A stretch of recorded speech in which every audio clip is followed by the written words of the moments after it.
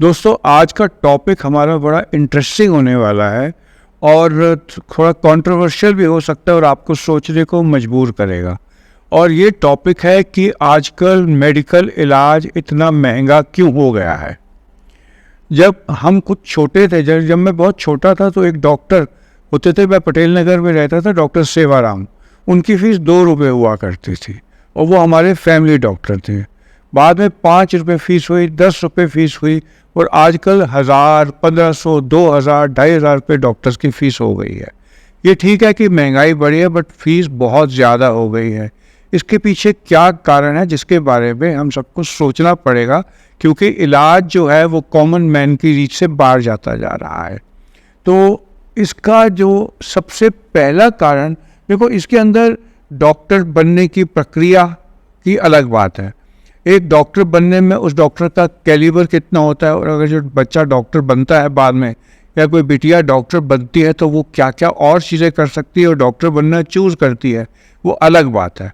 और एक डॉक्टर अगर अपना क्लिनिक खोलता है और अगर वो कोई मेन रोड पे खोलता है, जिस जगह की कीमत थी 2 करोड़ 2.5 करोड़ रुपया है 400 फुट की, और उसके अंदर वो अपना स्टाफ रखता है, उसके अंदर वो अपना मैनेजमेंट के लिए नर्सेज, कंपाउंडर, स्वीपर रखता है, कमर्शियल चार्जेस देता है, अपनी जगह के जो एक बैंक्वेट हॉल जितने होते हैं, और पानी के लिए कैटेगरी 3 पानी का बिल देता है, वो एक अलग बात है। मैं आज बात केवल इलाज के बारे में करूँगा कि एक डॉक्टर अपने क्लिनिक पर बैठे हैं और एक पेशेंट, एक डिसेंट पेशेंट उसको दिखाने आते हैं, तो उसके अंदर इलाज में क्या वजह है कि इलाज इतना महंगा हो गया है। क्योंकि आज मैं बात कर रहा हूँ कि मान लो एक डॉक्टर अपने क्लिनिक पे बैठा है और एक पेशेंट है। मान लो आप एक लेमैन है और एक पेशेंट है, और डॉक्टर के पास जाते हैं और कहते हैं कि डॉक्टर साहब मुझे सिर दर्द है। अब सर दर्द का क्या क्या कारण हो सकता है? सर दर्द का कारण केवल माइग्रेन हेडेक हो सकता है, टेंशन माइग्रेन हेडेक हो सकता है, बुखार होने से पहले हेडेक होता है, सिर्फ टेंशन से हेडेक होता है। हेडेक जो होता है, ब्रेन के ऊपर जो झिल्ली होती है मेनिंजेस, उसके अंदर इन्फेक्शन की शुरुआत में मेनिंजाइटिस से हो सकता है। टीबी मेनिंजाइटिस में शुरू में मरीज़ को कोई और लक्षण नहीं आते, केवल सिर दर्द रहता है 2 हफ्ते तक, उससे हो सकता है। और सिर दर्द एक बुखार का जनरल कारण हो सकता है। तो पेशेंट को इतनी सारी चीज़ें हो सकती हैं, और डॉक्टर को ज्योतिषी तो नहीं है, वो देखेंगे, क्लिनिकली एग्जामिन करेंगे और फिर अकॉर्डिंगली टेस्ट कराएंगे। और टेस्ट कौन कौन से हो सकते हैं? MRI, ब्रेन डिफ्यूज, DWI के साथ CT स्कैन ब्रेन का, कंट्रास्ट भी देना पड़ सकता है। कंट्रास्ट देने के लिए CT स्कैन में हमेशा किडनी चेक करनी पड़ती हैं, तो ब्लड यूरिया, क्रिएटिनिन वगैरह टेस्ट होगा, और बाद में अगर कुछ आए तो EEG भी करना पड़ सकता है। तो ये सब सुविधाएं पहले नहीं थी। तो एक सिंपल सिर दर्द का इलाज जो है, उसके अंदर अगर इतने सारे इन्वेस्टिगेशंस की जाएंगी तो बहुत महंगा पड़ जाएगा। आप कहेंगे कि पहले आप वैसे दवा दे के देख लीजिए, पेशेंट को पेन किलर दे के देख लीजिए, ये काम तो केमिस्ट भी कर लेगा। और अगर भगवान ना करे कोई सीरियस रोग निकल आता है बाद में, तो डॉक्टर को लायबल समझा जाता है कि उसने ये वाला डायग्नोसिस मिस कर दिया। ये तो मैं एक बात कर रहा था। फिर दूसरे आप आ जाइए, मान लीजिए बुखार है। अगर बुखार की वजह क्या है? वायरल बुखार हो सकता है। लेकिन आजकल एक नई गाइडलाइन गवर्नमेंट ने दी है कि अननेसेसरी यूज़ ऑफ एंटीबायोटिक्स मत करो। बिल्कुल ठीक है, क्योंकि एंटीबायोटिक का यूज़ जितना अनजुडिशियस इंडिया में होता है उतना बहुत कम जगह होता होगा, मुझे मालूम नहीं है। यूरोप में तो नहीं होता, अमेरिका में नहीं होता। यहाँ पर छोटी मोटी बात के लिए एंटीबायोटिक दे दी जाती है, जिससे कि एंटीबायोटिक रेजिस्टेंस बहुत तेज़ी से बढ़ रही है। तो गवर्नमेंट की गाइडलाइंस, अगर एंटीबायोटिक अननेसेसरी मत दो, यानी कि वायरल बुखार में मत दो, तो वायरल बुखार है या बैक्टीरियल बुखार है ये जानने के लिए फिर ब्लड टेस्ट ज़रूरी हो जाते हैं। अगर यूरिन इन्फेक्शन है तो आपको यूरिन कल्चर करना पड़ेगा, यूरिन रूटीन करना पड़ेगा, नहीं तो आपको CBC करके अमाउंट ऑफ ल्यूकोसाइटोसिस TLC से पता लगेगा कि पेशेंट को बैक्टीरियल बुखार है या वायरल बुखार है। तो इसके अंदर फिर इन्वेस्टिगेशन का खर्चा आएगा। एक सिंपल ब्लड कल्चर एक स्टैंडर्ड के लेबॉर्ट्री में अगर करा जाए तो उसमें 1000 रुपये से ऊपर का खर्चा आता है।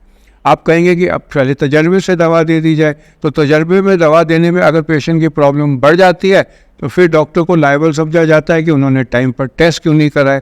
अब हमने बात कर ली सिर दर्द की, बुखार की। तीसरा क्या होता है कि मरीज़ खांसी से आता है। खांसी सर्दियों में वैसे एलर्जिक खांसी हो सकती है, और भी बड़ी वजह खांसी की होती है। मान लीजिए अस्थमा की खांसी है, पेशेंट सिगरेट पुरानी पीता है, उसको COPD हो सकती है। तो इन सब की वजह से भी अगर खांसी होती है तो इसमें फिर टेस्ट की ज़रूरत पड़ती है, और इन टेस्टों में हमारे को पेशेंट का chest X-ray, pulmonary function test करने पड़ते हैं, फिर खर्चा आता है। ये सब चीज़ें पहले नहीं हुआ करती थी, ये सारी सुविधाएं, इसलिए इलाज आसान था, पेशेंट्स का एटीट्यूड भी फ़र्क था। इसलिए इन टेस्टों के आने से इलाज महंगा होता जा रहा है। और सबसे इम्पोर्टेंट क्या है बात, हम कहेंगे कि मरीज़ आता है चेस्ट पेन से। पहले हम लेते थे कि 30-35 साल का पर्सन है, चेस्ट पेन उसको हार्ट की होगी नहीं, और हम उसको एसिडिटी की, गैस की, चेस्ट इन्फेक्शन की समझा करते थे। बट कोविड के आने के बाद में और कोविड की वैक्सीन से है, मे बी आजकल बहुत यंग एज में हार्ट की प्रॉब्लम देखने को मिल रही हैं। तो पेशेंट अगर पेन चेस्ट से आता है, एटिपिकल चेस्ट पेन से आता है, 25 या 30 साल का भी है, तो हमें ECG करना पड़ता है। और आपको मालूम होना चाहिए कि ECG नॉर्मल होने के बावजूद पेशेंट को हार्ट की प्रॉब्लम हो सकती है, हार्ट अटैक हो सकता है। एक हार्ट अटैक के अंदर भी ECG नॉर्मल आ सकता है, क्योंकि ECG में हार्ट में अटैक होने के बाद भी चेंजेस आने में कई बार 6 घंटे तक लग जाते हैं। तो आप उसको इग्नोर नहीं कर सकते, आपको दोबारा ECG करना पड़ सकता है, पेशेंट को एडमिट रखना पड़ सकता है फॉर ऑब्जर्वेशन। और अगर मान लीजिए ECG नॉर्मल आता है, फिर भी क्लिनिकली हार्ट की तकलीफ लगती है, तो फिर आपको उसका 2D इकोकार्डियोग्राम करना पड़ेगा या स्ट्रेस इको करना पड़ेगा, इसमें फिर खर्चा आता है। और अगर आप पहले कहेंगे ये क्यों नहीं किया जाता था, तो पहले सुविधाएं नहीं थी। और आजकल भी बहुत इस तरह के डॉक्टर हैं जो विक्टोरियन इरा नाम के टाइप के डॉक्टर्स हैं, जो चाहते हैं अपने मरीज़ का बड़े सस्ते में बढ़िया इलाज करें। बट इसमें प्रॉब्लम एक आ गई है, 2 प्रॉब्लम मैं कहूँगा। एक तो है जो तलवार कंज्यूमर प्रोटेक्शन एक्ट के डॉक्टर के ऊपर लटकी हुई होती है, और दूसरा जो एटीट्यूड मरीजों का डॉक्टर की तरफ शक्की हो गया है कि वो अननेसेसरी टेस्ट कर रहे हैं, और वो फीस दे रहे हैं, तो डॉक्टर रिजल्ट ओरिएंटेड होने चाहिए और उनको ठीक होना, पेशेंट को ठीक होना चाहिए। इन 2 वजह से प्रॉब्लम बहुत बढ़ गई है। कंज्यूमर प्रोटेक्शन एक्ट एक सबसे ज़्यादा डॉक्टर्स के ऊपर एक तलवार की तरह डेंगल करने लगा है, जो हर डॉक्टर को दिल में दहशत बिठा दी है।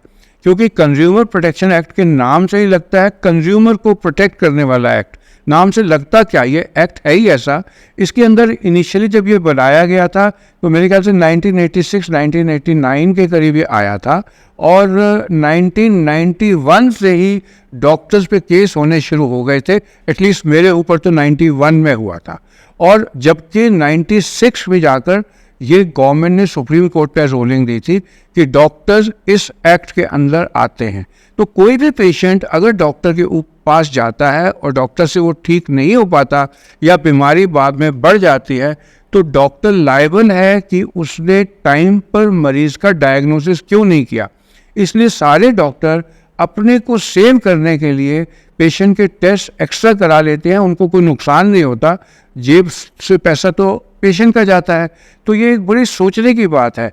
इसके ऊपर बहुत बात की जा सकती है, लेकिन मैं यही कहना चाहूँगा कि मोस्ट ऑफ द डॉक्टर्स चाहते हैं कि उनका पेशेंट का इलाज सस्ते में हो, बट बिकॉज आजकल डिफेंसिव प्रैक्टिस की जा रही है, क्योंकि कोई भी पेशेंट जब डॉक्टर के पास जाता है उसको क्या बीमारी है उस समय कहना मुश्किल होता है बिना रिपोर्ट्स के, बिना टेस्ट के। और ये टेस्ट हर एक जो होते हैं इनमें खर्चा आता है, इसलिए जो इलाज है बहुत महंगा हो गया है। और अगर इसको टाइम पर ठीक नहीं किया गया इस चीज़ को, तो बड़ा प्रॉब्लम आएगी। और जहाँ तक मेरे को पर्सनली लगता है कि मेरे एज ग्रुप के डॉक्टर वो हैं जो शायद स्पेशलिस्ट होकर स्टैंड अलोन क्लिनिक, अपना क्लिनिक चला रहे हैं, क्योंकि आते हुए वक्त में अपना क्लिनिक चलाना किसी भी डॉक्टर के लिए संभव नहीं होगा। मोस्ट ऑफ द डॉक्टर किसी हॉस्पिटल के अटैच्ड होंगे और वहीं पर जिस तरीके से कोई जॉब में होता है सुबह 9 से 5 का काम किया करेंगे, केवल उन डॉक्टर को छोड़ के जो मेरी एज ग्रुप के हैं। आप सोचिए और मुझे कमेंट्स में ज़रूर लिख के दीजिएगा कि आप इसके बारे में क्या सोचते हैं। आपने इतना समय मुझे दिया, मुझे सुना, तो उस सब के लिए आपका मेरी तरफ से शुक्रिया। मैं चाहता हूँ कि आप मेरे चैनल को सब्सक्राइब कर लीजिए। इसमें रोज़मर्रा की ज़िंदगी के, डॉक्टरी पेशे के आसपास के मुद्दे मैं उठाता रहूँगा, और मैं चाहता हूँ कि आप मेरे चैनल को सब्सक्राइब कर लीजिए और लाइक माइंडेड पीपल में शेयर कर दीजिए। आप सबका मेरे साथ जुड़ने के लिए धन्यवाद।